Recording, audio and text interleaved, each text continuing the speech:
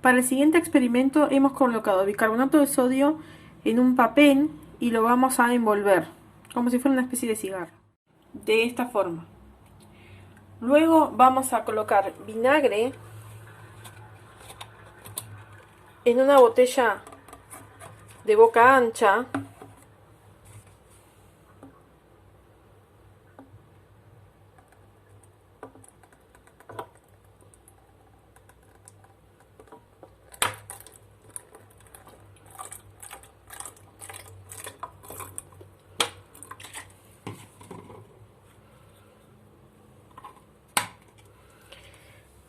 Vamos a colocar el bicarbonato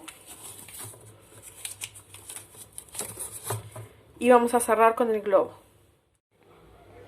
Lo que estamos viendo en este video es que al mezclar el vinagre, que es un ácido, con el bicarbonato de sodio, que es una base, reaccionan y se transforman en agua, acetato de sodio, que es una sal, y dióxido de carbono, que es un gas. La liberación de este gas hace que aumente la presión en el interior del recipiente, ya que hay más partículas colisionando contra las paredes del mismo. A su vez, aumenta el volumen de gas contenido dentro del recipiente.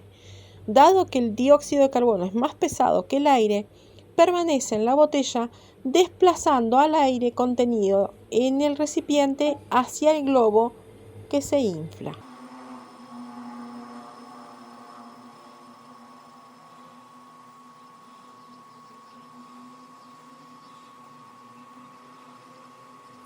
Bien, en este caso la temperatura se mantuvo constante y el papel solamente se usó como retardador de la reacción porque si colocamos directamente el bicarbonato en el vinagre se produce una reacción bastante violenta y muy rápida y capaz que no llega a dar tiempo de... Con este experimento hemos intentado explicar una de las leyes de los gases, en este caso la que relaciona la presión con el volumen de gas mientras se mantiene constante la temperatura. Imagina que utilizamos un recipiente rígido que es capaz de medir cuántas veces las partículas del gas chocan contra los costados. Cuanto mayor sea el número de partículas de gas que chocan contra las paredes internas, mayor será la presión.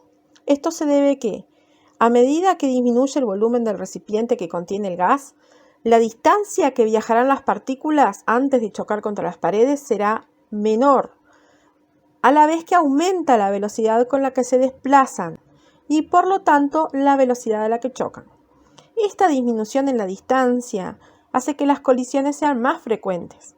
Habrá mayor número de colisiones por segundo a mayor velocidad y por lo tanto la presión ejercida sobre las paredes será mayor que la que se encontraría en un recipiente de más volumen.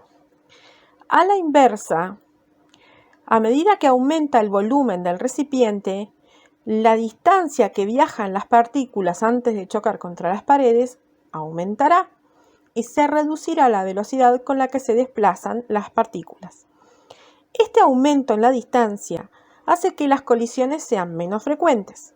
Por lo tanto, habrá menos colisiones por segundo a menor velocidad y de esta forma la presión ejercida sobre las paredes será menor que la que encontraremos en un recipiente de volumen menor. A esta ley se la puede expresar de forma matemática como P proporcional a 1 sobre V corta, donde P es la presión y V corta es el volumen. Otra forma de expresar la ecuación es P por V igual a K, donde K es una constante cuando la temperatura y la masa no varían. Es decir que, cuando se mantiene constante la temperatura, el volumen de cierta masa de gas es inversamente proporcional a la presión que se ejerce sobre ella. Esto significa que cuanto aumenta la presión de un gas, su volumen disminuye y a la inversa, cuando disminuye la presión, aumenta el volumen. Esto es lo que se conoce como la ley de Boyle. Esta fórmula se puede utilizar para determinar el cambio de presión o volumen durante una transformación a igual temperatura de la siguiente forma.